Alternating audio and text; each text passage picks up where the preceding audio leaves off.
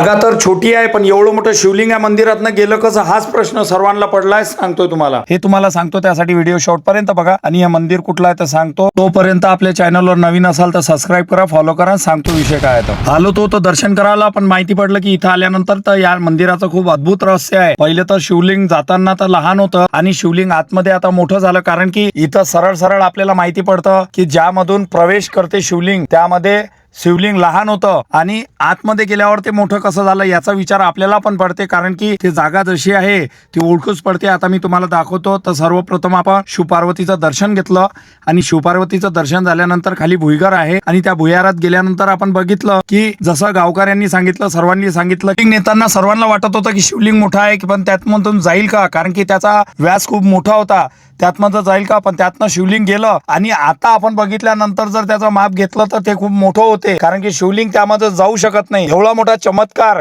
तो ही शिवजींचा. तर यातून असं माहिती पडतं आपल्याला की शिवजींचा एवढा मोठा चमत्कार आहे आणि ते साक्षात्कार आहे. याच कारणामुळं आपल्याला लक्षात येते की शिवजी जे देवाची लीला आहे ते खूप मोठी राहते. आणि हे मंदिर आहे तरी कुठलं, हे मंदिर टेंभुर्णी मधलं आहे.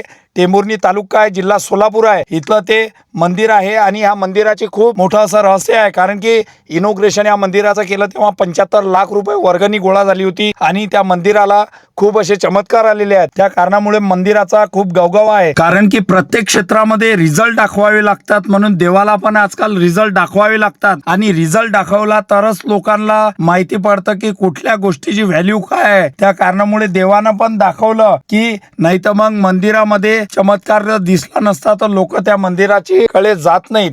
आणि आज देवाला पण हे दाखवावं लागतं की कशा प्रकारे चमत्कार आहे. त्या कारणामुळे हा व्हिडिओ जास्तीत जास्त लोकांपर्यंत शेअर करा. माहिती झालं पाहिजे सर्वांना की देवांनी कशा प्रकारे इथं चमत्कार घडवून आणलेला आहे. आणि तुम्हाला पण तुमच्या लाईफ मध्ये असे चमत्कार लागत असेल तर जास्तीत जास्त व्हिडिओ शेअर करा आणि भेटू पुढच्या व्हिडिओ मध्ये. नमस्कार.